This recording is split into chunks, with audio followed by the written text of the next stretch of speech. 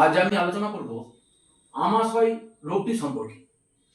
দেখো, আমাশয় রোগের বা আমেশা রোগটির মূল কারণ হলো একটি প্রোটোজোয়া যার নাম এন্টামাইবা হিস্টোলাইটিকা।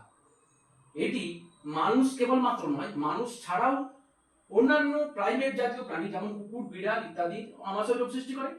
পেট খারাপ জনিত কারণ হয় এক্ষেত্রে। এছাড়া যকৃতের ক্ষত ও প্রদাহ সৃষ্টি হতে পারে। এন্টামাইবা হিস্টোলাইটিকা এর জীবনচক্রে মূলত তিনটি দশা দেখা যায়: প্রোটোজোয়েট, প্রিসিস্টিক এবং সিস্টিক।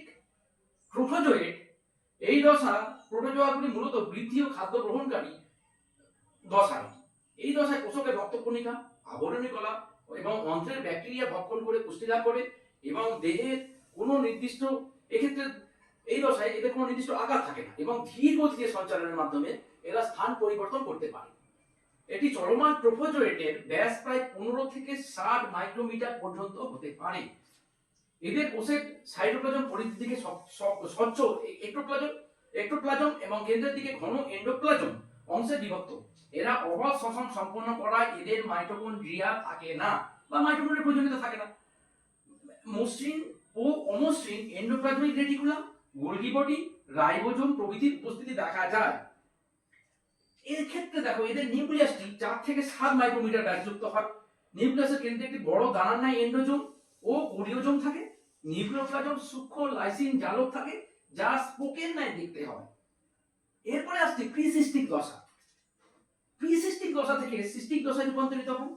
কেবল বৃহদন্ত্রে থাকার যারা থাকে সেই তারাই প্রিসিস্টিক থেকে সিস্টিক দশায় রূপান্তরিত হয়। অন্ত্র বা অন্য কোনো জায়গায় থাকা অগুলি কিন্তু নয়। সেক্ষেত্রে কিন্তু প্রিসিস্টিক সিস্টিক হয় না। কেবলমাত্র বৃহদন্ত্রে থাকা প্রিসিস্টিক যে প্রোটোজোয়া প্রিসিস্টিক দশাগুলি অবস্থান করে যারা, তারাই কিন্তু সিস্টিক দশাতে পরিণত হয়। প্রিসিস্টিক দশা আরো ক্ষুদ্র গোলাকার চকচক হয়ে সিস্টিক দশায় রূপান্তর ঘটে। এদের ব্যাস প্রায় 3.5 টু 20 মাইক্রোমিটার হতে পারে। সিস্টগুলি জলে প্রায় 1 মাস ও শুষ্ক মাটিতে অথবা মলে প্রায় 12 দিন পর্যন্ত বাঁচতে পারে। এরা 50 ডিগ্রি সেন্টিগ্রেড পর্যন্ত তাপমাত্রায়ও বেঁচে থাকতে পারে। এরপর আসছে সংক্রমণ পদ্ধতি, অর্থাৎ সংক্রমণটা কিভাবে হয়। দেখো, মানুষ এদের একমাত্র পোষক। পুকুর বা অন্যান্য জলাশয় থেকে ধোয়া শাকসবজি ও ফলের মাধ্যমে এরা মানুষের দেহে প্রবেশ করতে পারে। অর্থাৎ পুকুরে ওই তোমার অর্থাৎ এদের সেই সিস্টিক দশাটি পুকুর বা অন্যান্য জলাশয়ে যখন অবস্থান করে, এই যেটা আমি আগে বললাম, সিস্টিক দশাটি প্রায় 1 মাস পর্যন্ত এবং মলে প্রায় 12 দিন পর্যন্ত বাঁচতে থাকে। অর্থাৎ কোনো ব্যক্তি মলত্যাগ করে যদি পুকুরে শৌচ কার্য করে, তাহলে সেই পুকুরের জল থেকে প্রায় 1 মাস পর্যন্ত যেহেতু বেঁচে থাকতে পারে।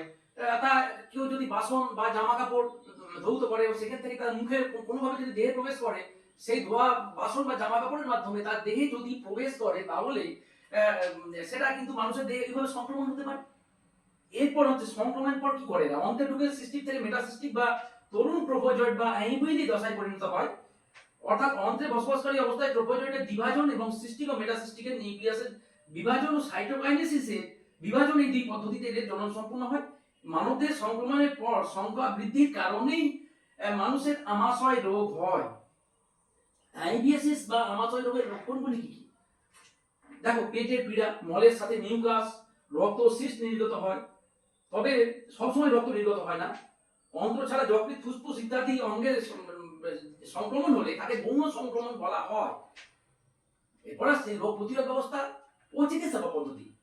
প্রথম কথা হচ্ছে প্রয়োগ প্রণালীর উন্নতি সাধন, অর্থাৎ যেখানে সেখানে মলত্যাগ না করা, খাবার পূর্বে হাত ধোয়ার বা হাতকে পরিশোধন করার ব্যবস্থা করা, অর্থাৎ সাবান দিয়ে হাত ধোয়া বা স্যানিটাইজার দিয়ে হাত ধোয়া, পানীয় জল ভালোভাবে শোধন করে অথবা ফুটিয়ে খাওয়া, খাদ্যবস্তু ভালোভাবে ঢেকে রাখা যাতে মাছি বা আরশোলা প্রবেশ করতে না পারে, সবজি উপযুক্ত তাপমাত্রায় এবং ভালোভাবে অনেকক্ষণ সময় ধরে রান্না করা। এরপরে দেখো, যদি রোগটি হয় তখন কিভাবে চিকিৎসা করা হয়। অবশ্যই আমরা নিজেরা চিকিৎসা করবো না, সেই কারণে চিকিৎসকের কাছে যাবো আমরা কোনো ধরনের এই ধরনের পেটের সংক্রমণ হলে। যদি দেখা যায় আমাশয় রোগ হয়েছে, তাহলে সেক্ষেত্রে কি হয় না, ডাক্তারবাবুরা ওষুধ দেন। সেই ওষুধগুলি সাধারণত অবশ্যই চিকিৎসকের পরামর্শ অনুযায়ী আমাদের ওষুধ খাওয়া উচিত।